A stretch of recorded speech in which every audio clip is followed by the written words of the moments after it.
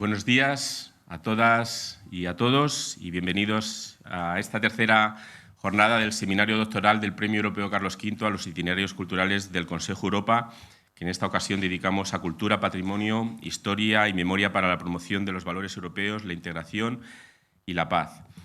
Vamos a comenzar esta tercera jornada con Laetitia Aulit, de la Universidad Católica de Lovaina, que nos hablará sobre la celebración de las fiestas de moros y cristianos en la España del siglo XXI.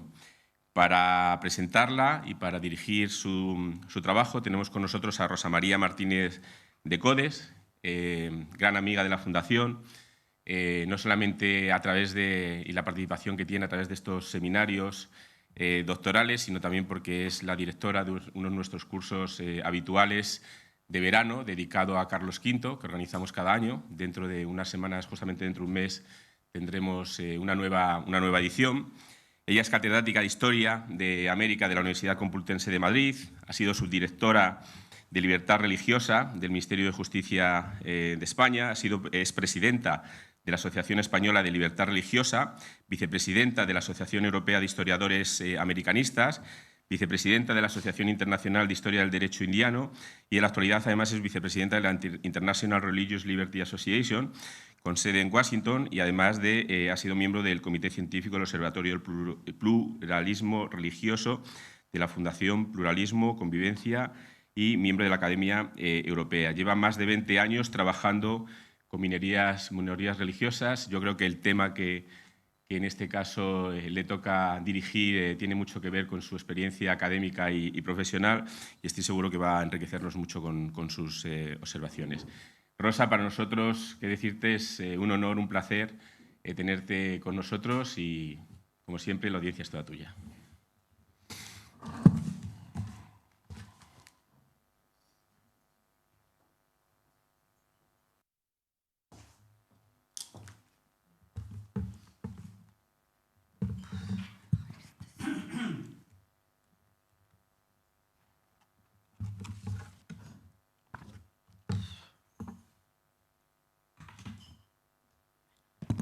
Muy buenos días en este precioso día 9 de junio del año 2023.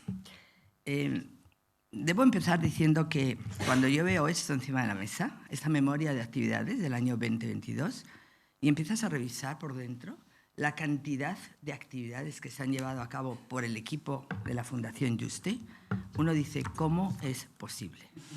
Claro, porque hay que estar dentro de la organización o muy próxima a la organización para uno darse cuenta de que es muy difícil trabajar en el ámbito internacional desde el nacional. Es muy complicado y todos los que hemos entrado y salido de un ámbito a otro nos damos cuenta de las dificultades y del coste personal que tiene el estar viajando, moviéndose, generando redes. Y claro, el proyecto de red cultural es de itinerario cultural de las rutas culturales de Carlos V, lleva muchos años con ello, o sea, no sale de la nada. Y realmente esta memoria demuestra que se ha consolidado y felicidades. Felicidades al director, Juan Carlos Moreno, por esta espectacular dirección que lleva muchos años con ello y que ha salido muy bien y que lo ha llevado a muy buen puerto. Felicidades a Miguel Ángel Martín, porque él sabe la cantidad de millas que lleva encima haciendo esa coordinación extraordinaria entre los diferentes partners que forman parte de esta red de las rutas, y luego por el especial cariño que nos tiene a todos los ponentes, que siempre nos ayuda con la logística. Y entonces eso también merece la pena mencionarlo, porque uno nunca se encuentra, aunque no esté aquí, está como si estuviera aquí, porque Miguel Ángel hace esa coordinación y facilita mucho.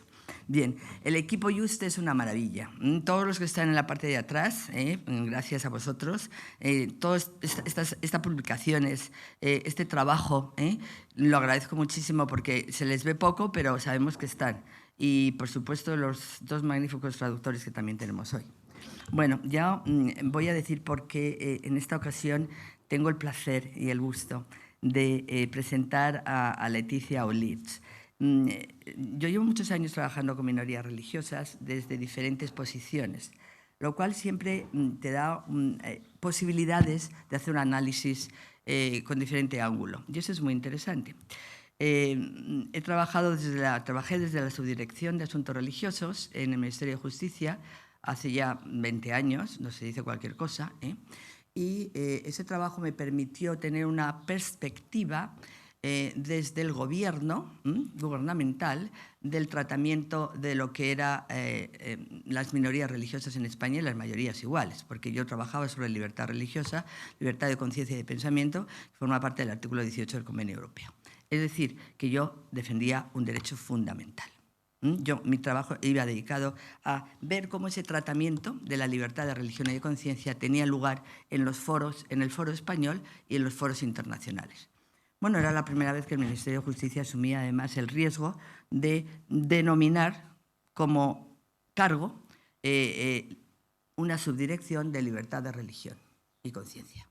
Interesante, porque ahí se abrió una nueva ruta en el ámbito gubernamental para estudiar el fenómeno religioso desde el derecho y no desde, si quieren ustedes, desde el ámbito confesional, digámoslo así. Bien, bueno, entonces esto tiene que ver con Leticia, porque ella se ha sumergido en un estudio de caso, lo que se llama en inglés el case study. Y desde el estudio de caso, que es efectivamente las festividades, las fiestas de moros y cristianos en la España del siglo XXI, ha ido enlazando el marco conceptual que requiere el tratamiento de un estudio de caso. Ella empezó trabajando el estudio de caso con una metodología lingüística, de análisis lingüístico, porque ella es filóloga, y por lo tanto su análisis debía ser con metodología lingüística. Y empezó analizando las expresiones con relación a estas festividades que tienen lugar en España, que se publicaron en la prensa, porque son unas festividades que en la década del 10, entre 2006, 7, 8 en adelante, 2015 hasta el 15 y 16, levantaron muchas polémicas porque el escenario internacional era muy complejo con respecto al terrorismo islámico, hay que decirlo, y eso enrareció al interior de España también la celebración de unas fiestas que tenían un componente religioso y el tratamiento que se le daba. Bien, en este caso yo debo decir lo siguiente. Este seminario tenía inicialmente 4 parámetros: cultura, patrimonio, historia y memoria. Ella ha intentado, a través de esta referencia a estas festividades, enlazar conceptualmente su conexión con lo que es el patrimonio, con lo que es la historia y con lo que es la memoria. Es decir, dejar líneas abiertas para continuar la investigación desde este estudio de caso, lo cual lo hace interesante, porque no se queda solo en el estudio de caso, sino en proponer investigaciones que van en la línea del patrimonio, de la cultura y de la memoria. Hablar de memoria es complicado y hablar de historia también es complicado. En este país, en algunos aspectos, es muy complicado. Bueno, voy a decir lo siguiente ahora sobre Leticia y para darle el uso de la palabra. Su investigación se centra en el estudio de las estrategias de atenuación e intensificación en interacciones escritas y orales sobre tradiciones españolas controvertidas en la sociedad. A través de este estudio, el objetivo es reflexionar sobre los valores defendidos en torno a las fiestas de moros y cristianos, valorando sobre todo y tomando en cuenta la postura de los distintos actores que intervienen en estas festividades. Además, también se busca llegar a una mejor comprensión del papel que desempeñan o pueden desempeñar las fiestas en la cultura y en el patrimonio, y en la sociedad española y europea. Tengan en cuenta que estas fiestas fueron candidato a formar parte del patrimonio de UNESCO en su momento, y por lo tanto sí han sido candidatos a formar parte de ese patrimonio inmaterial, lógicamente. Bien, Leticia piensa que gracias a un mejor conocimiento de las posturas y el significado atribuido a una tradición popular, las fiestas como las de moros y cristianos pueden responder a algunos desafíos actuales de integración y de convivencia entre culturas. Esto es lo interesante. Cómo remodelas un concepto que viene de la tradición histórica en un concepto del siglo XXI que contribuye a la solidaridad entre culturas. Claro, esa es la transición que ella está intentando desarrollar a través de este estudio de caso.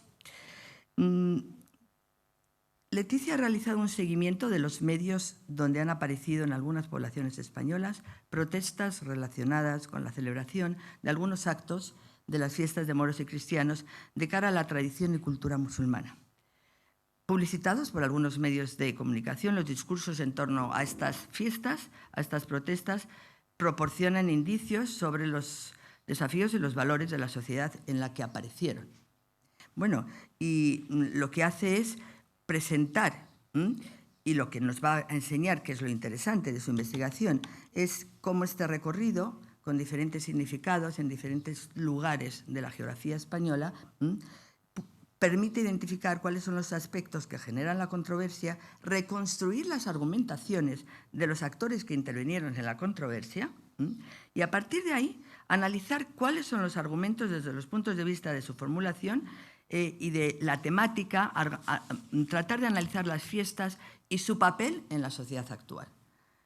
Bueno, y por eso creo que yo quiero, antes de que darle el uso de la palabra, solo 2 minutos más, hablar un poco de lo que significa el patrimonio, la patrimonialización de la cultura, que yo llamo así. A lo largo del siglo XX, yo entiendo que se ha consolidado una tendencia hacia una patrimonialización de la cultura. ¿Qué significa esto?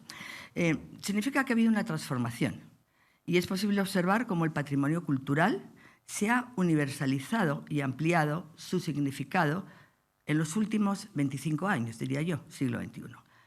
Una de las características de este cambio viene dado porque la definición de patrimonio aparece hoy como una característica muy sobresaliente, es muy versátil, polisémico, podemos hablar del patrimonio, y lo vais a ver en su presentación, porque entre los cambios más sobresalientes en esta nueva conceptualización del patrimonio destaca básicamente, yo diría que lo que más destaca es que hay un paso de un patrimonio oculto, entre comillas, fijaros, a un patrimonio que engloba lo cultural y lo natural.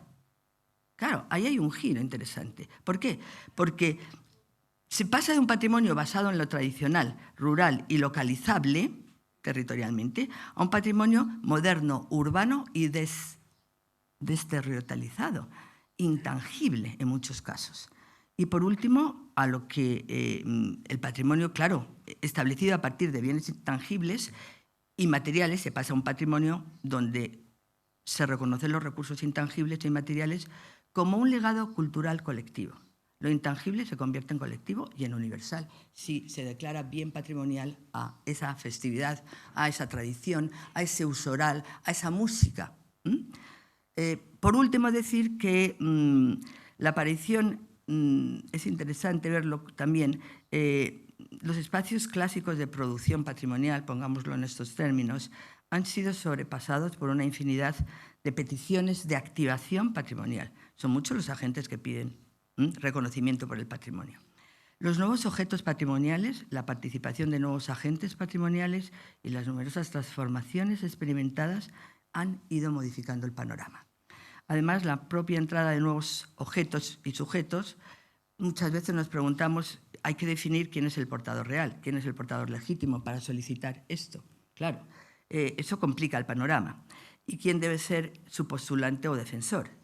No es una vía fácil, realmente no es fácil. Y por último, decir también que hay nuevas formas de consumo patrimonial y la demanda creciente del turismo ha reconfigurado la forma de pensar y elaborar el patrimonio y el turismo. Son una alianza relativamente nueva. Hoy en día el patrimonio se ha convertido en un objeto, también hay que tenerlo en cuenta, mercantil. ¿Por qué? Porque sobre él recaen numerosos intereses económicos que se insertan en las redes globales de producción. De ahí el interés no solo por patrimonializar, sino también por globalizar el patrimonio. Porque, claro, una forma de pasar tu patrimonio local, nacional, a lo global es a través del reconocimiento como patrimonio de la humanidad. Eso le da una visibilidad universal que si no, no tiene. Y ahora ya sí, Leticia Orlich tiene la palabra, por favor, pasa al estrado y nos va a hablar de esa celebración de las fiestas de moros y cristianos en la España del siglo XXI. Yo espero que la disfruten mucho porque es muy buen trabajo.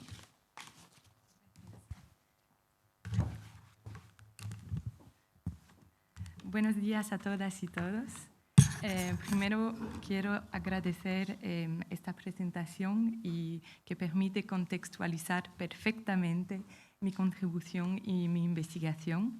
También quiero agradecer a la Fundación Yuste, a los directores de este seminario, a Miguel Ángel y a cada persona presente aquí en este seminario, porque es un honor para mí poder participar en el seminario y presentar esta comunicación. También quiero agradecer al equipo técnico, a los intérpretes, a los expertos por todos los consejos que han dado a mis compañeros y que me permiten también a mí aprender muchísimas cosas. Y también agradecer y felicitar a mis compañeros pues, porque con las comunicaciones que hemos tenido la oportunidad de escuchar ayer y anteayer, pues creo que ya han puesto el listón muy alto, ¿no? Bueno, en cuanto a mi comunicación, como muy bien se ha dicho, en mi caso trato las celebraciones de las fiestas de moros y cristianos en la España del siglo XXI, basándome en un estudio lingüístico de una controversia que apareció en las últimas décadas. Y para empezar, me gustaría hacer una pregunta.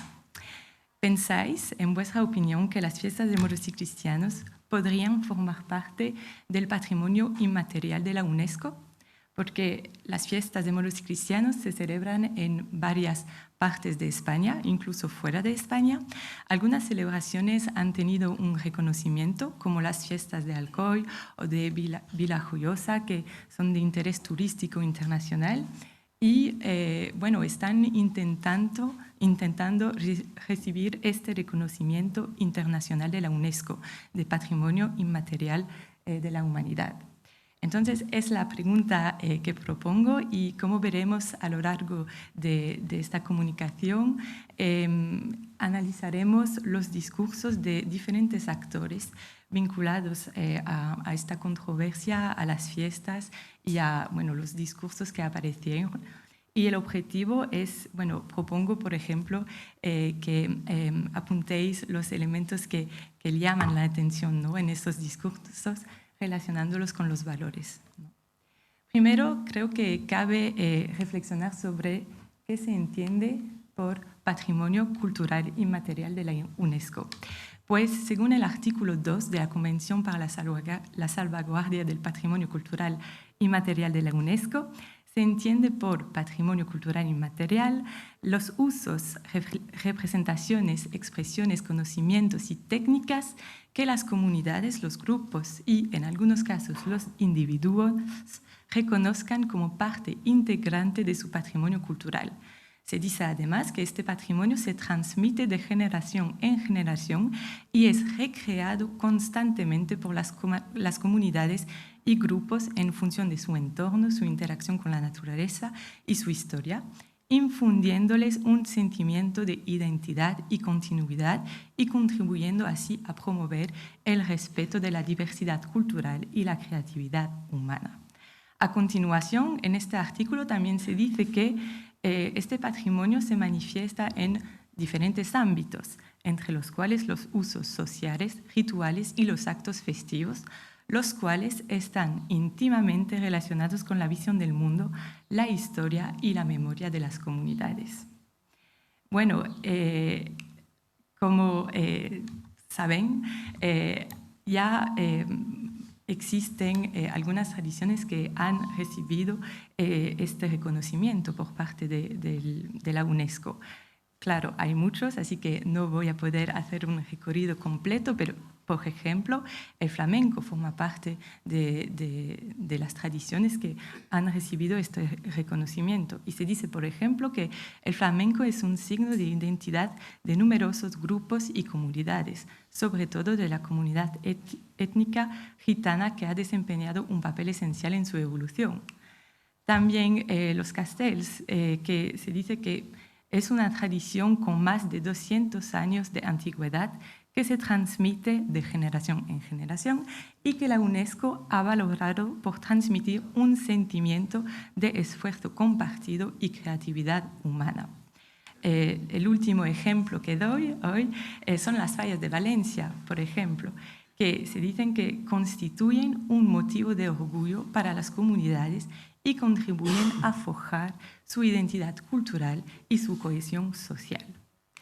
El objetivo de esta comunicación es reflexionar sobre el patrimonio cultural vinculado a la historia y memoria a partir de lo que son las fiestas de moros y cristianos y lo que significan en la sociedad actual española. Y como ya se ha dicho, el objetivo es reflexionar sobre los valores vinculados a las fiestas de moros y cristianos a partir del estudio lingüístico argumentativo de una controversia. Entonces, el objetivo no es abrir una línea de debate sobre el carácter histórico o no de las fiestas de moros y cristianos, sino centrarme en los discursos que aparecieron. Y con este objetivo, esta comunicación sigue la siguiente estructura. Primero, presentaré brevemente las fiestas de moros y cristianos y sus aspectos controvertidos. A continuación, hablaré del enfoque adoptado en la presente investigación y luego pasaremos al estudio lingüístico argumentativo de las controversias antes de terminar con una reflexión final sobre los valores de estas fiestas. Para empezar, las fiestas de moros y cristianos, según la Unión Nacional de Entidades Festeras de Moros y Cristianos, que es una unión, una entidad que tiene como objetivo promover las fiestas, defenderlas, solucionar también los problemas que puedan aparecer. Estas fiestas se celebran en 75 poblaciones y 7 provincias. Sin embargo, estas fiestas no se celebran de la misma forma en cada población. Por ejemplo, en la zona de Jaén, Granada, estas fiestas se caracterizan por una lucha por la posesión de una imagen patronal, una virgen, un Cristo, un santo, y primero los moros se apoderan de la imagen y luego, al día siguiente, los cristianos la recuperan. Esas fiestas forman parte de las celebraciones que se hacen en algunas poblaciones de un itinerario cultural de la ruta del legado andalusí. También hay otras formas de celebrar las fiestas, como en Villajoyosa, con un desembarco de piratas que hacen como un enfrentamiento con las poblaciones locales. Y también las conocidas fiestas de moros y cristianos en la Comunidad Valenciana, como por ejemplo en Alcoy, que se caracterizan por unas entradas espectaculares, muchísimas comparsas que participan en las fiestas, unas procesiones religiosas y también las embajadas, que son los actos festeros que conmemoran los enfrentamientos entre los moros y los cristianos, porque, por ejemplo, el primer día hay la embajada del moro al cristiano, a través de la cual al final los cristianos pierden el castillo de la población, y al día siguiente la embajada del cristiano al moro, cuando los cristianos recuperan el castillo. Sin embargo, en algunas poblaciones se celebraban también actos como el juicio al moro traidor o la conversión del moro al cristianismo y actos de este tipo, que son los actos que propiciaron la aparición de aspectos controvertidos en las fiestas. Entonces, a partir del año 2006, y como se ve a continuación en los años siguientes, en el 2011, en el 2016, aparecieron, publicitados por los medios de comunicación, aspectos controvertidos de las fiestas. Y todo empezó con esto de la Federación de Religiones Islámicas, que exige la supresión de las fiestas de moros y cristianos, porque se dice en el artículo que hay actos ofensivos contra Mahoma en algunos pueblos valencianos. Y entre estos actos hay, por ejemplo, la destrucción de una figura, la Mahoma, con petardos al final, cuando los cristianos recuperan el castillo. Como se ve, también estos aspectos han sido retomados por el mundo político, porque se dice que el gobierno tripartito de Valencia podría suspender las fiestas en el 2016, y también estos aspectos aparecen en Twitter, en las cuentas de los diarios periodísticos. El enfoque adoptado en esta investigación es un análisis, como ya he dicho, de los discursos, pero analizamos las declaraciones de diferentes actores. Primero, las personas que formularon las reivindicaciones. Ya hemos visto en parte el motivo de queja de la comunidad islámica, pero también analizamos las reacciones de los ciudadanos, porque, como he dicho, son aspectos que han sido publicitados por los medios de comunicación y aparecieron comentarios y tweets en reacción a estos aspectos. Con lo cual, el objetivo es también ver qué piensan los ciudadanos de cualquier parte de España. También nos centramos en las declaraciones de instituciones y organismos involucrados en la promoción de las fiestas. Y para terminar, también tomamos en cuenta las posturas de gente involucrada en la organización y celebración de las fiestas a través de grupos de discusión organizados en una comunidad festera específica que presentaré a continuación. Las preguntas de investigación tienen que ver con la argumentación y los aspectos discursivos. Primero, intentamos ver qué posturas defienden las personas que se expresaron sobre estos aspectos controvertidos. Luego, qué argumentos apoyan esas posturas y qué elementos se destacan lingüísticamente. Todo esto con el objetivo de resaltar qué valores a qué valores remiten esas posturas y argumentación. En cuanto a la metodología, nos basamos en la teoría pragmática de Van Emeren y la teoría de los esquemas argumentativos de Rigotti y Greco, que ejemplificaré a través del primer ejemplo.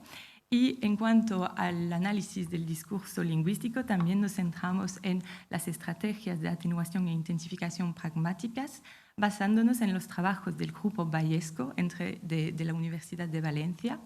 Y bueno, también presentaré el tipo de análisis a continuación. En cuanto a las personas que formularon las reivindicaciones, se ve, por ejemplo, en este fragmento de artículo que el presidente de la Federación Española de Entidades Religiosas Islámicas exigió, que es también el imán de la mezquita de Málaga, exigió que se suspendan las tradicionales fiestas de moros y cristianos por la imagen que se da del pueblo musulmán y consideró que no tienen cabida en la España democrática. A continuación, dice que en aras de la buena convivencia es necesario que se supriman estas actividades en los diferentes pueblos españoles, diciendo a continuación que en una España democrática, donde están representadas todas las confesiones religiosas, esas celebraciones deben desaparecer. Y alude a los actos ofensivos que ya he mencionado anteriormente. Si reconstruimos la argumentación de este presidente, vemos que, ¿cuál es su postura? Pues su postura es que las fiestas de moros y cristianos deben desaparecer. ¿Y cuáles son sus argumentos? Primero, un argumento compuesto por dos partes. Las fiestas son ofensivas porque hay actos ofensivos contra Mahoma en algunos pueblos valencianos y en una España democrática donde están representadas todas las confesiones religiosas, las representaciones de islamofobia o racismo deben desaparecer. Esto son dos partes, pero esas dos partes constituyen un argumento. Y el segundo, el origen de las fiestas no se encuentra en la época de la conquista, sino posteriormente. Esto es, bueno, es su punto de vista, es algo que, de cierto modo, podría considerarse como una refutación de un argumento que podría ser esgrimido por los partidarios de las fiestas. En cuanto al argumento, el primer argumento, vemos que el presidente de la FERI se basa en un endoxon, lo que he llamado un endoxon, que es una opinión o creencia compartida que remite a valores sociales vinculados a la democracia, porque dice en un país democrático. Entonces, con esta formulación, pues, es como una llamada a todos los valores vinculados a la democracia. Donde están representadas las confesiones, no puede haber islamofobia o racismo. Y hay un dato, también hay esta opinión compartida y un dato, hay actos ofensivos contra Mahoma en algunos pueblos valencianos. La lógica detrás de esta argumentación es que si la cosa está presente, el efecto también lo estará. ¿Esto qué significa? Según la postura del presidente de la FERI, si hay actos ofensivos contra Mahoma en algunos pueblos valencianos, el efecto, el racismo y la islamofobia también están presentes en la sociedad. Y esto es el motivo por el que defiende que las fiestas de moros y cristianos deben desaparecer. Así, se ve que hay una opinión, una creencia compartida en la sociedad que se relaciona con los valores democráticos, con el rechazo de la islamofobia y del racismo. Y en cuanto a los elementos discursivos, se ve que hay una estrategia de intensificación a través del uso de deber con un infinitivo, porque según los trabajos de Miche, cuando un hablante que no tiene la autoridad de imponer una acción utiliza este verbo, el efecto producido es que se intensifica una evaluación personal porque se presenta como una necesidad. En este caso, la eliminación del racismo en la sociedad se presenta como una necesidad y la supresión de las fiestas de moros y cristianos, en la opinión del presidente de la FERI, también se presenta como una necesidad. En cuanto a los ciudadanos y los internautas que reaccionaron, vemos que hay posturas variadas, posturas en contra y a favor. Este ejemplo es un comentario que apareció en un foro de discusión en reacción a un artículo sobre el tema de las quejas del presidente de la FERI. Y este internauta dice: ni las cabras, ni las gallinas, ni los moros pueden ser objeto de escarnio en nombre de la historia. ¿Verdad que no se nos ocurre rememorar la Santa Inquisición simulando quemar mujeres o las misiones arrasando indígenas? Seguimos torturando en las plazas de toros y cada vez es más fuerte la presión ciudadana para acabar con ellos. Por mucho que nos neguemos a aceptarlo, nos guste o no, y aunque tardemos 20 años más en España, debemos revisar nuestras tradiciones. Así, su postura es: en España deben revisarse las tradiciones porque los argumentos, ni las cabras, ni las gallinas, ni los moros pueden ser objeto de escarnio en nombre de la historia, y no rememoramos ciertos episodios históricos que afectan a determinados grupos sociales. De nuevo, vemos que esta postura alude a una creencia compartida vinculada a valores sociales como el respeto implícitamente, porque diciendo que nadie puede ser objeto de escarnio, pues es una llamada a respetar todo el mundo. Y en este caso el dato lo da el artículo periodístico, porque en el artículo dicen que hay actos humillantes en las fiestas de moros y cristianos. En este caso, la lógica detrás de esta argumentación es que si algo es bueno, puede seguir celebrándose, mientras que si algo es malo, no puede o no debe seguir celebrándose. Entonces, si hay actos humillantes para la comunidad musulmana en la sociedad española a través de las fiestas de moros y cristianos, pues estas fiestas no pueden seguir celebrándose. Y es el motivo por el que este hablante defiende que en España se deben revisar las tradiciones. Entonces, como ya he dicho, alude implícitamente al respeto, también utiliza el verbo deber con un efecto de presentar lo dicho como una necesidad. Y también en este caso cabe resaltar que no solo dice nadie puede ser objeto de escarnio en nombre de la historia, sino que hay una enumeración en forma de gradación que también es una estrategia lingüística de intensificación, porque le permite presentar lo dicho como algo que llama mucho más la atención de los lectores, porque decir ni las cabras, ni las gallinas, ni los moros pueden ser objeto de escarnio tiene un efecto diferente, no es lo mismo que decir nadie puede ser objeto de escarnio. Entonces, en este caso, pues insiste en el argumento que apoya su postura. En los comentarios que vamos a ver a continuación, vamos a ver qué aspectos se añaden, ¿no? En este caso, este comentario manifiesta que los españoles también piden respeto, porque dice, bueno, en la primera parte el hablante se expresa sobre el carácter ofensivo o no de las fiestas, presentando una postura matizada, diciendo que desde luego, también insiste, desde luego que es llevar a extremo el considerar insultantes las fiestas de moros y cristianos, pero también es verdad que dichas fiestas se han de celebrar dentro del respeto a todas las confesiones. Y luego, a continuación, este hablante se expresa sobre la necesidad o no de modificar las fiestas. Si vemos la estructura, es interesante destacar que los argumentos que aparecen en este comentario se vinculan principalmente a la postura sobre el carácter ofensivo o no, o insultante de las fiestas.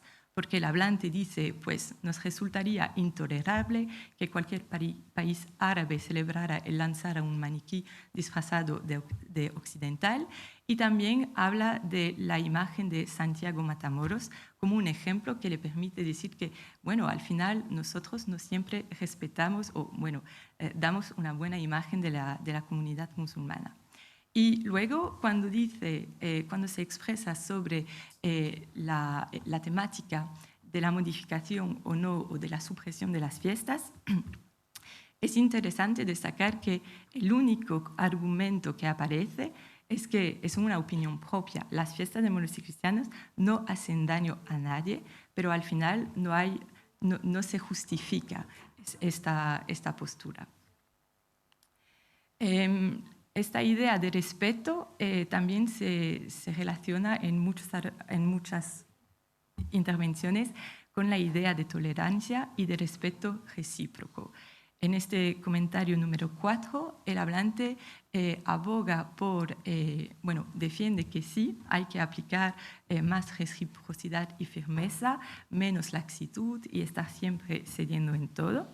Luego reafirma parte de la postura del interlocutor anterior, diciendo, eso no quita para que ciertamente me parezca mal que se tiren maniquís, pero luego dice, pero seamos más firmes también en nuestras exigencias. La tolerancia y el respeto deben ser recíprocos entre comunidades y entre países. Y en este caso es también su postura, una postura matizada a través de la cual dice, sí, debemos respetar a la comunidad musulmana, pero ellos también tienen que respetarnos a nosotros. En algunos comentarios se ve que esta idea de respeto recíproco al final se manifiesta en algunos casos en una ofensa. Bueno, si ellos no respetan, si tenemos que suprimir nuestras fiestas, al final sería una ofensa para nosotros. Como bien dice, como bien ilustra el comentario 6, que dice, prohibirla sería una ofensa a los que celebran la tradición o ofenden a la cultura de un país si permiten que les quiten sus tradiciones. Y en algunos casos, como en 5, se ve que esta falta de respeto en la opinión de ciertos ciudadanos también se relaciona con, de cierto modo, ataques, ofensas, como cuando dice que este imán que empiece a respetar nuestras tradiciones y sentimientos, y si no lo tiene claro, que se vaya a su país. Así hay también esta idea de integración, como también en este ejemplo en el que se dice que sí, lo que tienen que hacer ellos también es respetar, pero también adaptarse a lo que tenemos en España, integrarse. Para terminar esta reflexión sobre las argumentaciones que aparecen en los comentarios y tweets, me gustaría destacar que también aparecen referencias al carácter histórico de las fiestas, también a los valores, las costumbres. En 9, el hablante dice, pues como otras cosas son historia, nos guste o no, esto es historia. Entonces su postura es una postura a favor de las fiestas, y su argumento es que las fiestas son historia, conmemoran un episodio histórico de nuestra sociedad. En 10 es un comentario más expresivo, porque el hablante dice: hasta ahí podíamos llegar, el colmo, que venga nadie a quitarnos nuestra fiesta, nuestras costumbres, nuestros valores. ¿Qué pasa aquí? Hay esta idea de historia, costumbres, valores españoles. Y en 11, yo no estoy a favor ni en contra de muchas cosas, pero son tradiciones desde hace muchos años y punto. Se insiste también en el carácter histórico, pero también son tradiciones de hace tiempo. En cuanto a las instituciones y los organismos involucrados en la promoción de las fiestas, que al final son las entidades que permiten, que apoyan las demandas de reconocimiento de las fiestas, por ejemplo, cuando intentan recibir este reconocimiento por parte de la UNESCO, se ve que ellos también defienden el carácter histórico, diciendo que este comentario muestra las declaraciones de Francisco López Pérez, que fue el presidente de la Unión Nacional de Entidades Festeras, diciendo, cuando la controversia apareció, que en las fiestas solo se pretende representar la historia de los pueblos y la convivencia de muchos siglos de ambas culturas. Con lo cual, las fiestas, en su opinión, no pueden ofender a los musulmanes, porque lo que están haciendo en las celebraciones es representar una historia, una cultura y una convivencia de ambas culturas. Dice también que esta opinión en contra se debe al desconocimiento de la celebración, y también invita al imán y a quien quiera a que conozcan las fiestas para poder después hablar desde el conocimiento. Esta postura vemos que también se encuentra en unas declaraciones de Miguel Ángel Martínez Pozo, el asesor cultural de la UNDEF, que escribió una tesis doctoral sobre las fiestas de moros y cristianos, y en sus conclusiones dice que las fiestas son un encuentro y un diálogo entre culturas y religiones, un recuerdo de diferentes episodios históricos que, reflejados en el moro y en el cristiano, nos ha llegado a nuestros días. Insiste en que en la actualidad nadie vence ni nadie es derrotado, porque en definitiva todos somos iguales, un pueblo, el español, con sus diferentes comunidades que, dentro de su diversidad y riqueza lingüística, cultural y patrimonial, se sustenta en unas raíces multiculturales y multiétnicas desde tiempos inmemoriales. También lo que no he dicho, pero que me parece también importante, es que al final, en esta postura del presidente de la UNDEF, si reconstruimos la argumentación, vemos que defiende las fiestas de moros y cristianos, y que en su caso la opinión o la creencia compartida a la que alude no son valores como el respeto, como la tolerancia, sino el hecho de que quien conozca la fiesta sabe que las fiestas no pretenden ofender. Así que en este caso es interesante porque no son valores, sino conocimientos sobre las fiestas los que permiten apoyar la postura a favor de las fiestas. En cuanto a la gente involucrada en la organización y celebración de las fiestas, estas posturas fueron expresadas a través de grupos de discusión organizados hace un año en una comunidad festera. Eran grupos de 6 participantes que tenían perfiles diferentes. Eran hombres, mujeres, participantes activos, músicos, gente involucrada en la organización de las entradas. Había diferentes perfiles. Y el objetivo era expresar sus posturas sobre las fiestas de moros y cristianos y sus aspectos controvertidos en la sociedad. Yo estaba como moderadora y tenía una lista de preguntas, entre las cuales preguntas sobre qué papel tienen las fiestas de muertos cristianos en la sociedad, en su opinión, y qué aspectos de las controversias les llamaron más la atención. Es interesante ver que en estas posturas los participantes, la gente involucrada en la organización de las fiestas, al final tiene los mismos, bueno, no necesariamente los mismos argumentos, pero alude a las mismas cosas, de cierto modo. En este fragmento, el hablante insiste en el carácter integrador de las fiestas, diciendo que continúo pensando que la fiesta es totalmente integradora. A continuación dice, precisamente siempre hemos hablado durante muchísimos años de que la manera más fácil que tenía de integrarse un aragonés, un andaluz, un catalán, un gallego aquí en Ontinyent, o un manchego, que tenemos la suerte de tener muchísimos, ha sido apuntarse a una comparsa. Así de simple, ¿no? Y bueno, yo entiendo que lo mismo sucede y sucederá con la población musulmana.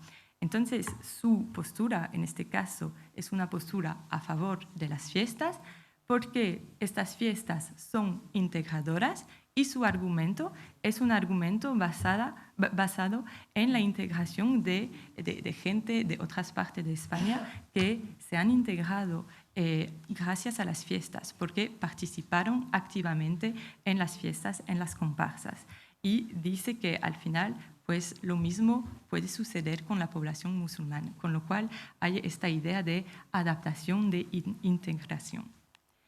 En este fragmento se debate el carácter histórico de las fiestas y en muchos casos los participantes tenían una postura matizada. Reconocían el carácter histórico, diciendo, claro, hay un trasfondo histórico, pero hoy en día ya no estamos celebrando las celebraciones, las batallas tales como ocurrieron, ¿no? Son más bien unas celebraciones que permiten estar juntos, celebrar un evento de nuestra comunidad. En este ejemplo, el hablante dice, aunque nuestra fiesta tenga pinceladas históricas, tiene mucho también de fantasía. Y esto también tiene que ver con el carácter espectacular, que es, al final, las fiestas hoy en día, en muchos casos, son también un espectáculo. En las fiestas de la Comunidad Valenciana hacen unas entradas con unos boatos, con carrozas, con vestidos. Es un espectáculo. Y por eso dice, entonces no se puede tomar la fiesta como una lectura histórica, sí que inspirada en la historia, pero no como una historia, como contar la historia tal y como fue, para nada, insiste. Para nada, desde el punto de vista lingüístico, es una estrategia de intensificación que le permite intensificar, insistir en lo que está diciendo. Nuestra fiesta, yo creo que diría que es 20% historia, 80% fantasía, o no sé si estoy siendo ajustada a la realidad. Y en aquel momento los participantes reaccionaron diciendo, sí, claro que sí. A continuación insiste en el carácter positivo de las fiestas, diciendo que tiene que existir un diálogo, tiene que existir, pienso yo, una sensibilidad y hablar las cosas y aprender y ellos adaptarse al sitio donde viven, pero nosotros también, un poco como nosotros ceder y ellos también, diciendo que existe una convivencia hasta ahí. En este caso, entonces, hay esta idea de adaptación, de integración, pero no solo de los españoles hacia los musulmanes o los musulmanes hacia los españoles, sino algo mutuo, una adaptación, una integración recíproca y esta idea de respeto recíproco. Para terminar, también comentaremos este ejemplo en el que un hablante reacciona abiertamente a las declaraciones que pudo leer en los medios de comunicación y su postura es una postura, de nuevo, dice que entiende en la base las opiniones de las personas que formularon las reivindicaciones, pero como en el caso de las entidades que apoyan las fiestas, cree también que hay cierta parte de ignorancia de conocer este tipo de fiesta. Esto es su postura. Luego, en cuanto a su argumentación, vemos que sus argumentos son que lo último que se hace es menospreciar a los musulmanes. Y luego insiste, eso no es cierto. Aquí no se menosprecia en ningún momento. Al contrario, en muchísimos actos se ensalza la cultura musulmana. Solo tenemos que ver todo lo que se hace, lo que se recupera en nuestras entradas de moros y cristianos para ver lo que se ensalza esta cultura. Entonces vemos que su postura es, bueno, yo lo entiendo, pero al final desconocen las fiestas, no saben mucho o muy bien lo que están haciendo, porque nosotros no menospreciamos a los musulmanes y emplea una serie de estrategias de intensificación, como el sintagma en ningún momento, como el sufijo superlativo en muchísimos años que le permite insistir diciendo que, bueno, al contrario, en muchísimos actos, se les ensalza la cultura musulmana.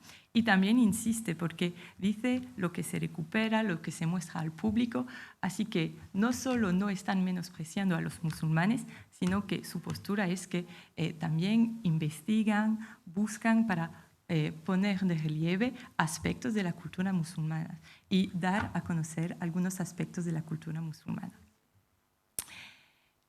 Bueno, a lo largo de este recorrido hemos podido ver que hay diferentes posturas sobre las fiestas de moros y cristianos.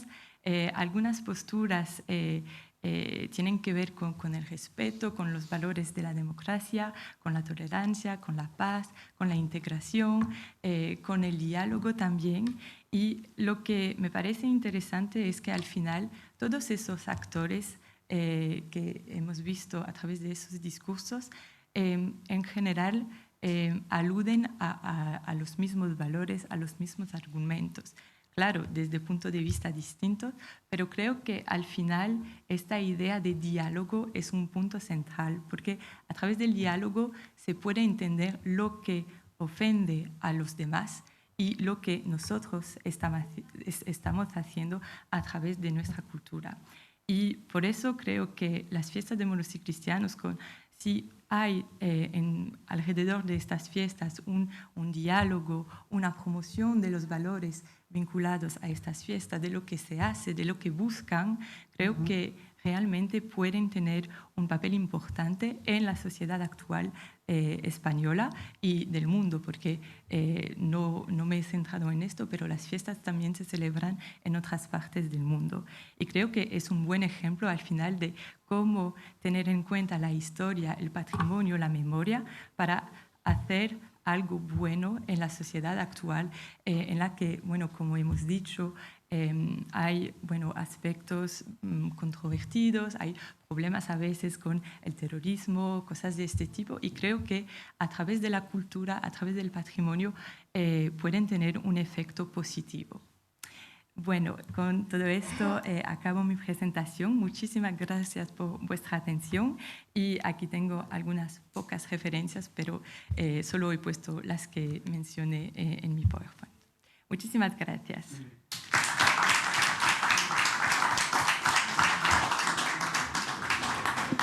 Está abierto. Bueno, muchas gracias, Leticia. Nos cedes incluso tiempo, es de agradecer. Ha sido una exposición muy fácil de seguir, muy organizada, muy estructurada. Enhorabuena por ello y por tus imágenes que ilustran todo un proceso de análisis lingüístico que es difícil de comprender si no tienes algo de imágenes. También gracias por esa escueta bibliografía que presentas al final y que yo te doy la enhorabuena porque yo sé que tú trabajas desde Lovaina, pero estás utilizando bibliografía que forma parte de la historia de España.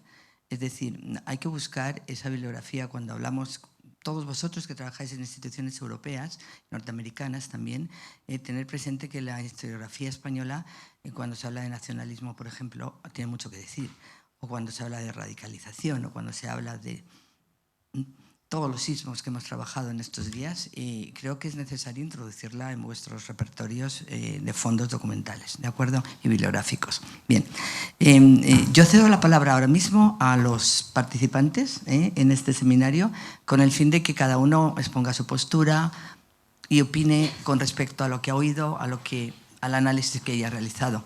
Gracias. Paula, el número 4.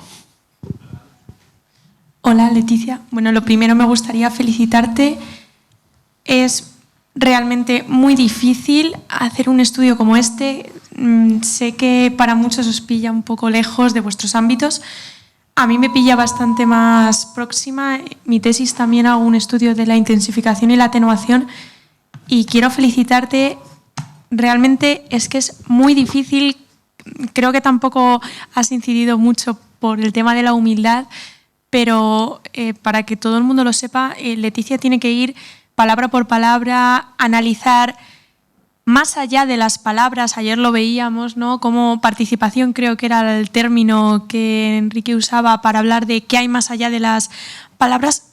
Y precisamente es lo que intenta hacer Leticia. Y para hacer esto tienes que hacer un proceso muy complejo de recontextualización, de ver quién ha pronunciado esas palabras, cuál es la situación particular de esas palabras, y es muy interesante ver cómo se construye todo un discurso de apoyo, de rechazo, cómo ciertas estrategias se emplean para apoyar o rechazar, en este caso, pues, una fiesta popular y todo lo que lleva asociado. Y me gustaría felicitarte porque creo que si ya es difícil hacer este estudio de análisis del discurso, además me ha parecido de destacar que uses el grupo Valesco de Valencia, que es el grupo puntero en estos estudios, son los que han desarrollado una metodología de actos de habla.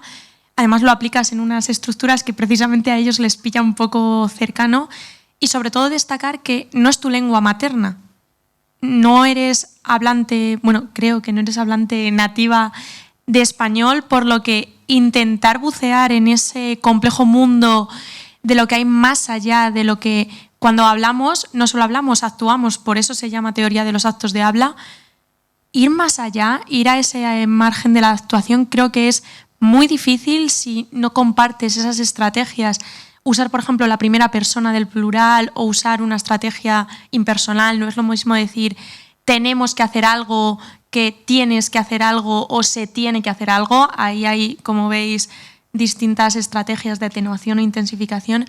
Enhorabuena, es un trabajo, ya te lo había dicho, no es por desvalorizar a mis compañeros, pero por temática era el que más ganas tenía de escuchar. Enhorabuena, y es un trabajo magnífico que ya te he dicho que ojalá podamos hacer algo conjunto, porque lo mío parte un poco más de etapas previas y por dejar más opción a mis compañeros, pero muchísimas enhorabuena. Yo hago intensificación más que atenuación y es un trabajo magnífico. Enhorabuena.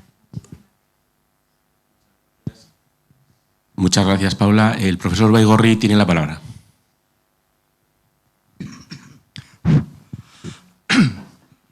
Thank you, Leticia, for your presentation. Muchísimas gracias, Leticia, por la presentación y por el tema tan interesante que has elegido.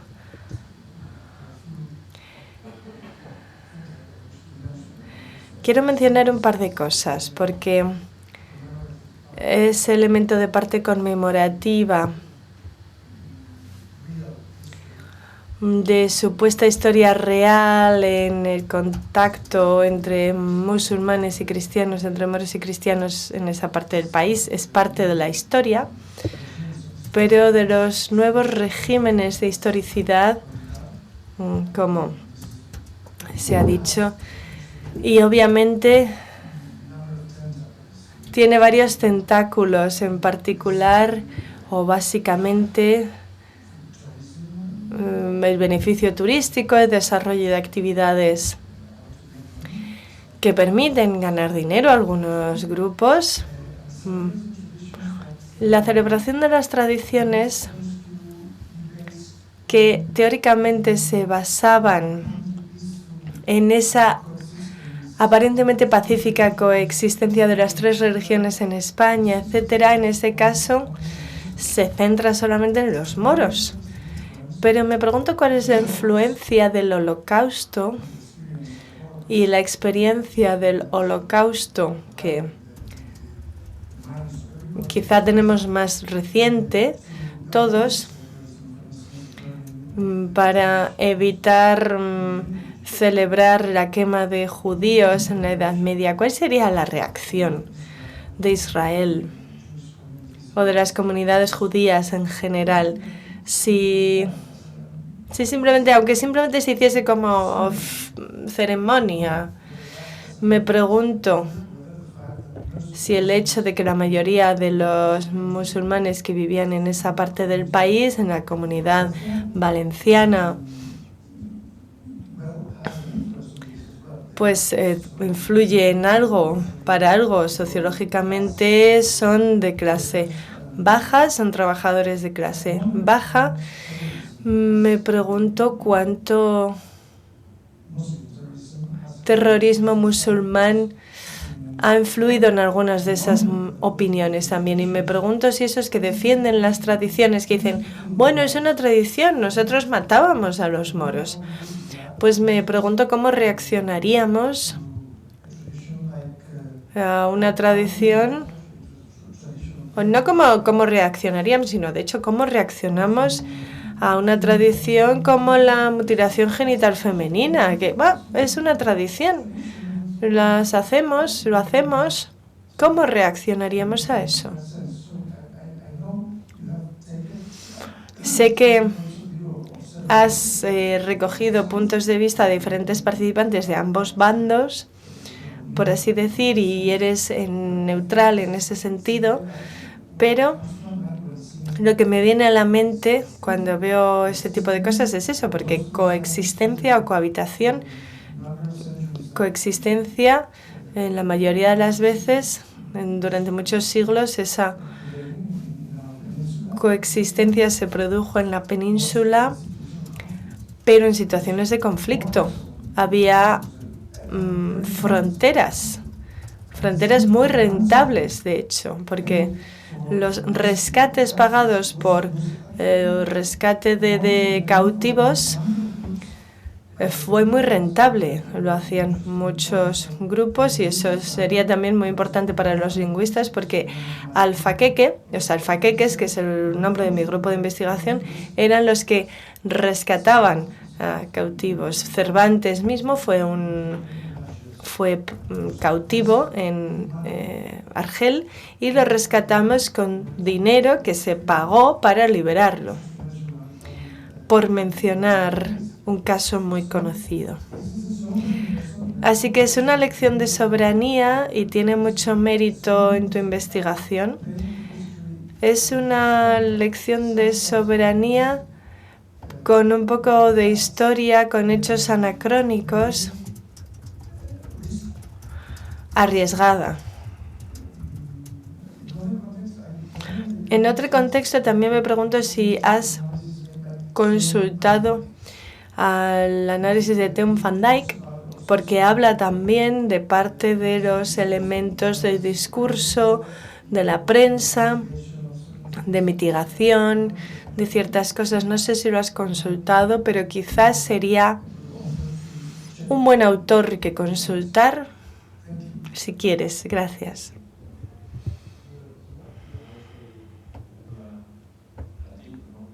De Nocturne. En cuenta en esta parte de la investigación, pero sí que voy a tomarlo en cuenta para el paper final. En cuanto a todo este tema de la convivencia, de cómo reaccionaríamos, creo que es un tema difícil, pero en el caso de las fiestas de moros y cristianos, los actos ofensivos que se han considerado como ofensivos ya no se celebran en las fiestas, y creo que esto es también una señal que muestran que las fiestas evolucionan, tienen en cuenta las diferentes comunidades que están en España y que tienen que coexistir. Y por eso creo que a través de un buen diálogo, de este entendimiento y de este respeto mutuo, pueden tener un papel. Pero claro, los actos ofensivos con la Mahoma y todo, creo que esto incluso bueno, tal vez algunos festeros incluso lo veían tal vez como algo, bueno, demasiado ofensivo, ¿no? Pero en la actualidad, como ya no se celebran estos actos ofensivos, creo que esto muestra que las fiestas evolucionan de forma positiva, teniendo en cuenta nuestra sociedad. Muchas gracias. Muchísimas gracias. Profesor Bussier. Yes. Sí, me estaba preguntando si podrías contarnos tu explicación del contexto histórico de los siglos XIX y XX, porque esas fiestas populares lo fueron así todo el tiempo o hubo alguna época en que se dejaron de celebrar y algún otro periodo donde se produjo un resurgir. ¿Y ese resurgir se produjo en algún contexto político? Por ejemplo, en Francia, en los años 20, el gobierno republicano y los católicos celebraban Hanukkah para un poco reconciliarse. En París,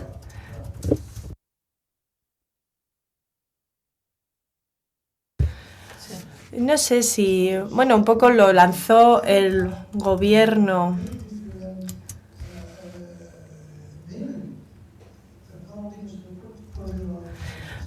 y no sé si era solo por contexto político.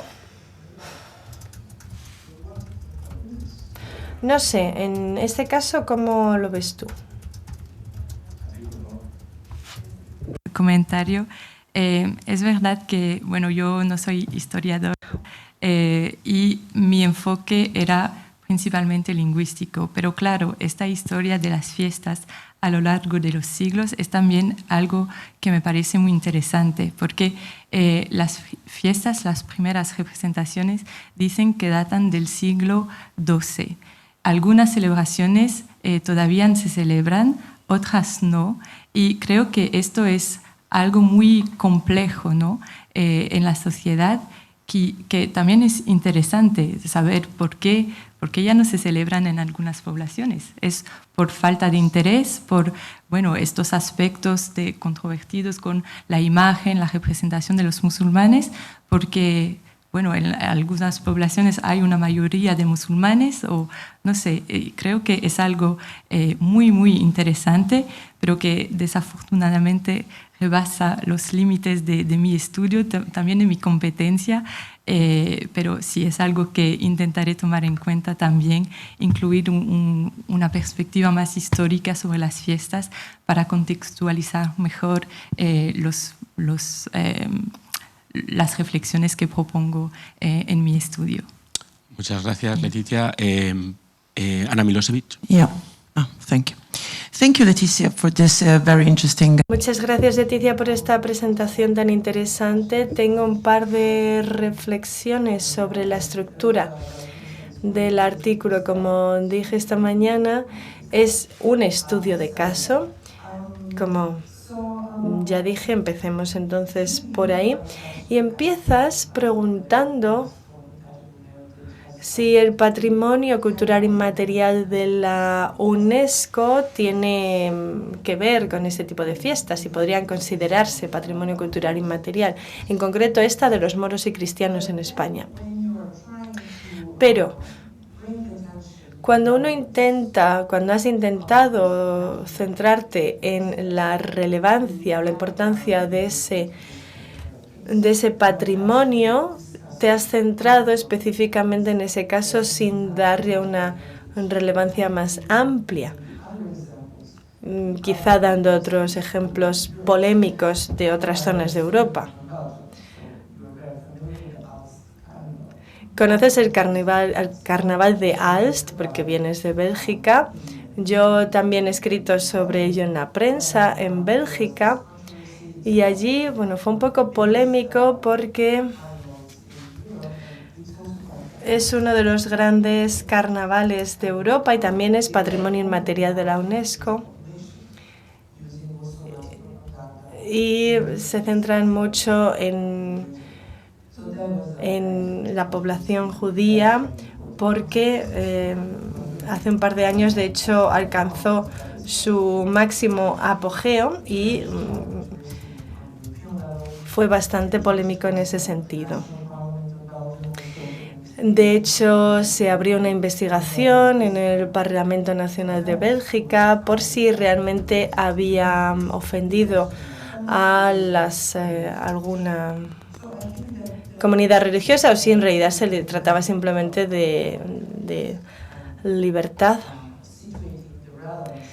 Un poco por situar la relevancia de tu caso específico de forma más amplia antes de entrar en detalles. En cuanto a la propia estructura del artículo, creo que cuando hablas del método, hablas del marco teórico. Porque al usar los datos no queda muy claro qué hiciste con los datos, cómo los recabaste, qué tipos de datos utilizaste. Dijiste, bueno, vagamente algo de Twitter o sitios web, algo de en línea. Deberías detallar específicamente de cómo recabaste los datos, porque el análisis es brillante, es maravilloso, pero hay que dejar muy claro qué tipo de datos recabas y de dónde proceden. Veo el valor añadido de utilizar el abordaje lingüístico para entender las actitudes de todos los agentes implicados, pero tienes que reflejarlo en el artículo, lo tienes que conectar también en las conclusiones, porque en las conclusiones que has presentado no hay conclusión. Es una especie de deseo para futuro que une los resultados del análisis y un poco une los puntos. Y eso tiene que quedar bastante claro en el artículo. Y por mi parte es todo. Muchísimas gracias. Micrófono 1. Bueno, primero felicitarte. Me ha encantado el trabajo.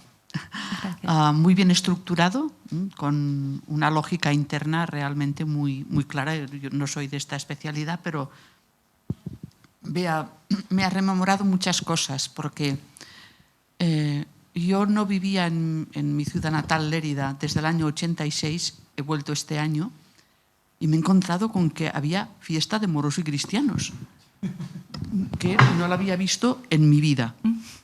Y entonces, claro, pues averigüé, digo, ¿y esto a qué se debe? Y me encuentro con que hará casi, pues ya, pronto hará 20 años que se hace esta fiesta.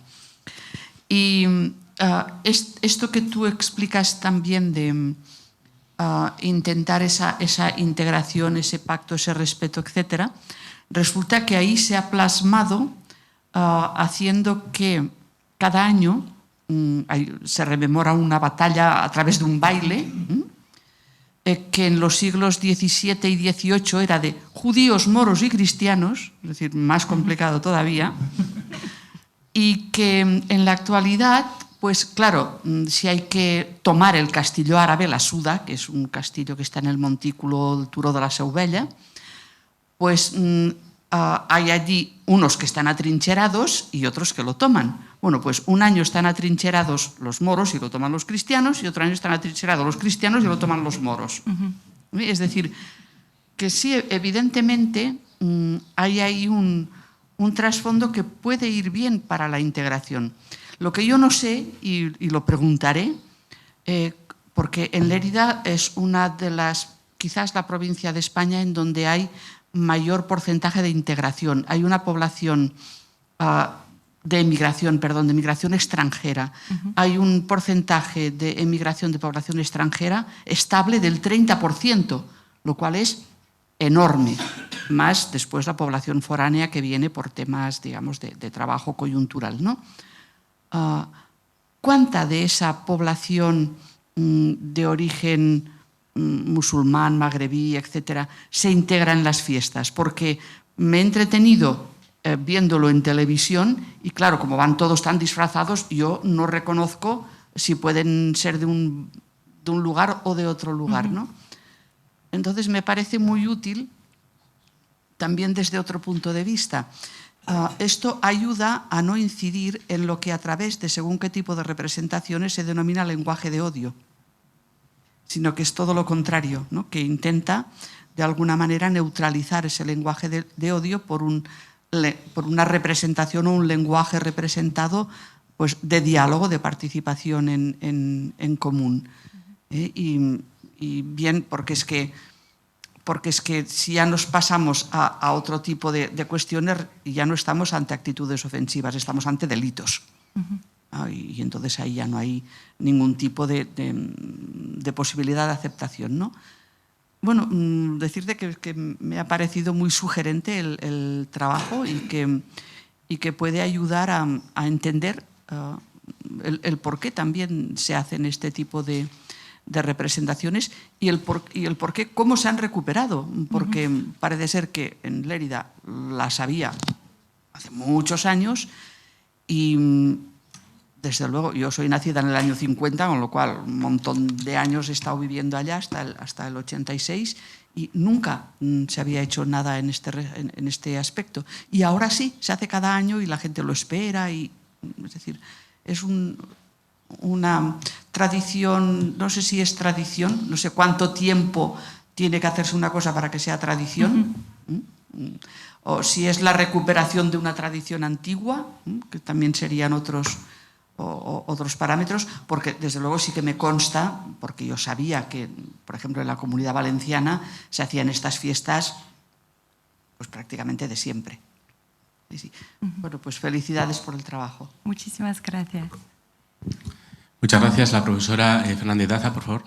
Sí, yo también deseo sumarme a las felicitaciones. Me parece, tal como que se ha dicho, que desde el punto de vista lingüístico y como teoría de los actos del habla es impecable. He disfrutado muchísimo. Yo solo quiero hacer una pequeña aportación o sugerencia al hilo de lo que se ha comentado en la mesa. De pronto, más que ahondar en fuentes históricas, puesto que el trabajo documental es muy difícil, lo sé porque me he dedicado un poquito a ello, yo sí le sugeriría, se me ha venido, lo he ido apuntando a medida que por ejemplo, se volcase en algo que es fundamental, y es, por ejemplo, la lectura de Agustín de Rojas, La Loa de la Comedia, por ejemplo, en la que cita a Berrio como el creador de este género. Le explico, como usted sabrá, puesto que es filóloga como yo, el Lope de Vega se va a convertir en el autor de lo que se ha venido denominando como el creador de todo lo morisco. En el teatro de Lope de Vega es enorme. Entonces, tanto la novela morisca como el teatro morisco introducen la figura del moro como elemento fundamental de la literatura. Entonces, desde el siglo XVI, en los carros de comedia o en los corrales de comedia, después se venían celebrando dentro de estas obras estas fiestas de moros y cristianos que el pueblo veía representada por autores muy importantes. Hasta tal punto que Agustín de Rojas, en esto que le estoy diciendo, citando a Berrio como introductor en el 16 de este género, se refería al lujo de los vestuarios, como el pueblo se fijaba en esa vistosísima indumentaria que tenían los actores que interpretaban, y cómo cuando se van estos carros, etcétera, pues el pueblo refleja esas escenas luego de manera popular. Entonces yo creo que es muy importante, yo creo también volver al Guzmán de Alfarache y a toda la literatura del siglo de oro, que le va a dar la pista para un origen que seguramente está en el 16, un poquito antes, no creo que más allá, aunque queramos hacer un origen medieval de todo esto, de lo que son todas estas recreaciones.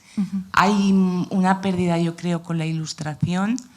Al menos yo no he encontrado datos en el tiempo, y desde luego en el 19 se volvieron a potenciar por el interés que se tiene en todo lo exótico y legendario. Gracias. Vale, muchísimas gracias. Eladio Fernández Galiano. El mismo micrófono que estaba. Sí, yo felicitarte, me ha gustado mucho. En fin, creo que hay temas muy controvertidos porque digamos que los mismos que critican estas fiestas son los que no dejan que las mujeres se pongan, vayan con el pelo, en fin, que decir, piden pienso que hay piden, digamos, respeto, pero en los países de origen no hay celebraciones cristianas, están prohibidas por la ley. Bueno, pero al margen de este aspecto anecdótico, yo sé que me ha gustado mucho tu presentación y quería solamente decir que investigues bien si de verdad esas tradiciones son tradiciones o son tradiciones inventadas. A mí me ha pasado un poco lo mismo que a Teresa. Yo he vuelto a mi ciudad natal y hay varias fiestas medievales de las que yo no tenía, las bodas de Isabel de Segura y de los amantes de Teruel, que todas inventadas. Y hay un libro muy interesante que se llama The Invention of Tradition, donde demuestra que varias tradiciones, por ejemplo, los clanes escoceses, la falda tal, son muy recientes, son de finales del 18, principios del 19, el romanticismo. A mí siempre me ha chocado dentro de esas patrimonio, digamos, de la UNESCO del flamenco, que la primera persona que escribe una novela y describe todas esas tradiciones lo hace en francés y tiene nombre alemán. Y es una escritora española, que es Emilia, que se tiene que poner un nombre masculino, Fernán Caballero, para que la lean, porque si no, en fin, eso creo que no me quiero avanzar a lo que veremos. Y que es Cecilia Boll de Faber, ¿no? Que escribe. O sea, que muchas de las tradiciones que pensamos que están ahí desde siempre, bueno, sí hay fuentes históricas y literarias, pero muchas de ellas están inventadas hace 2 días. Y hay que tener cuidado que hayan podido, digamos, su significado necesariamente, si son muy buenas, cambia, porque han podido venir. En fin, yo cuando les cuento a mis hijos que la fiesta de Halloween no existía en Francia cuando yo llegué y que llegó un momento porque impulsada por los comerciantes de los artículos de Halloween, pues no se lo cree. Pero bueno, gracias. Gracias. Muchísimas gracias, profesor Galeano. Nos quedan unos minutos. A mí me gustaría también, digamos, felicitándote enormemente por la exposición, en la cual también creo que, por lo menos yo también he aprendido mucho. Y además, siendo de aquí de España, debería a lo mejor conocer muchas cosas de estas, entonces, viniendo de ti todavía lo aprecio mucho más. En el caso de las fuentes utilizadas, que veo que tanto las de comentarios que hayas podido coger de algunas redes sociales como las de prensa, son todas fundamentalmente españolas.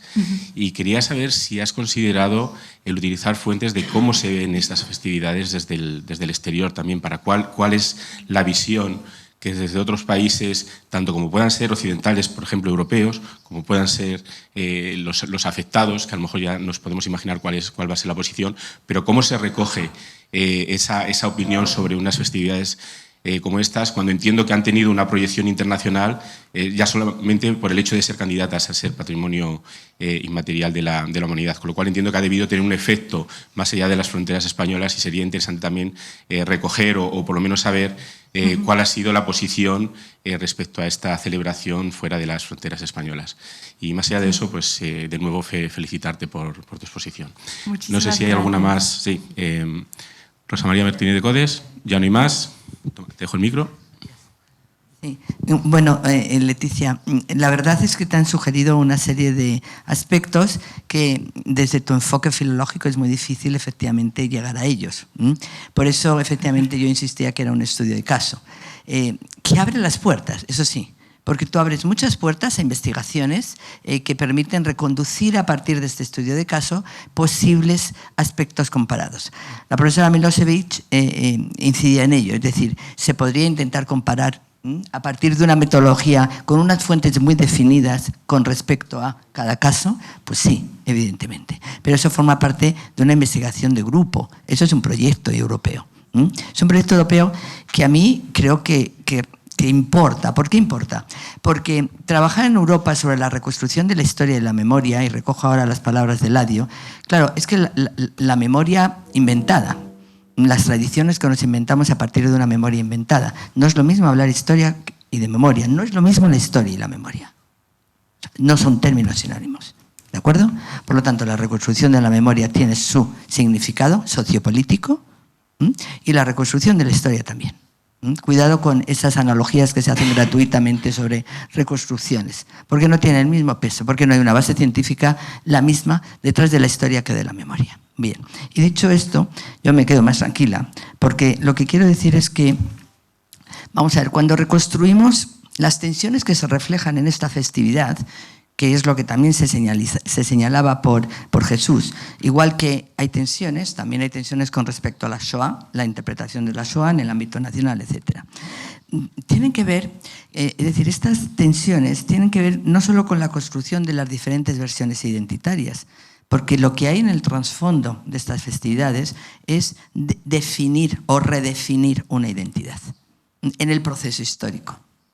Y por lo tanto, eso implica una particular interpretación histórica de quién soy yo frente al otro. Construimos identidades frente al otro. Si no, no tienes identidad. La identidad siempre se construye frente al otro. Necesitas al moro para construir tu identidad cristiana. Y en ese proceso de construcción y de reconstrucción a lo largo de los siglos, las comunidades han ido desarrollando una, como dicen ahora, una narración diferenciada. No es lo mismo en Villajoyosa, como hemos visto, que en Alcoy, que en otro sitio. Por lo tanto, las comunidades ahí sí tienen un protagonismo en esa reinterpretación de una tradición que les viene heredada. Y que si te vas a los archivos podrás saber si es inventada de hace 20 años o si procede del pasado. Ahí está la investigación histórica, para darle un sello de base científica a esa tradición y luego ver cómo esa tradición ha sido recompuesta, reconstruida. Decía muy bien Teresa cuando hablaba de, yo he vuelto a Lérida y me he encontrado con que algo que yo nunca vi antes, de repente ha aparecido en el escenario de las fiestas de moros y cristianos, en donde unos y otros han negociado cómo arreglar la fiesta, cómo solucionar, para que no haya una interpretación de superioridad de una comunidad frente a otra, que eso es lo que se juega en el aspecto festivo. Entonces, esa reconstrucción de la superioridad implica integración, y para eso los valores que ya señala, que nos sirvan estos modelos festivos para integrar, no para efectivamente segregar. Claro, piensen ustedes que en España la construcción de la historia de la memoria nos está costando mucho trabajo.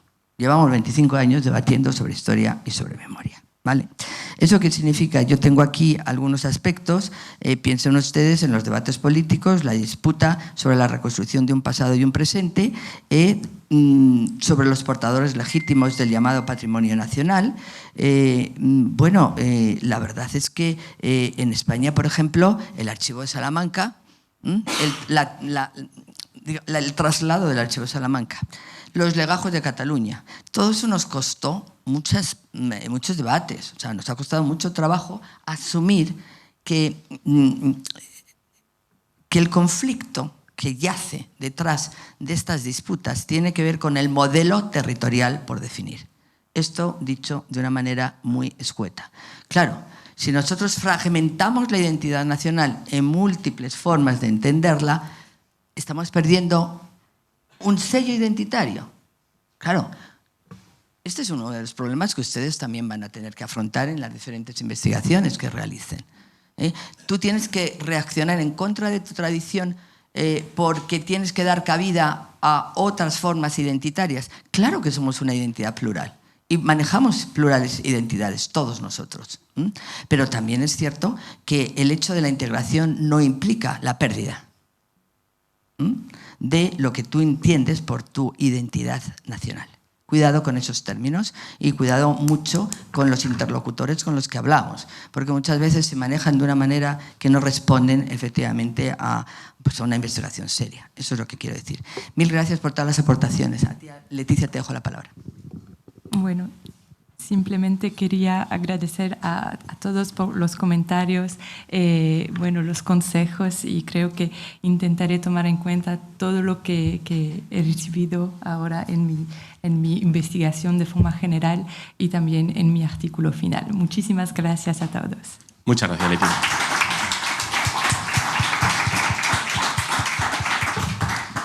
Bueno, pues tenemos 25 minutos para recoger las maletas y tomarnos un café. Así que os espero a todos aquí a las 11 de nuevo.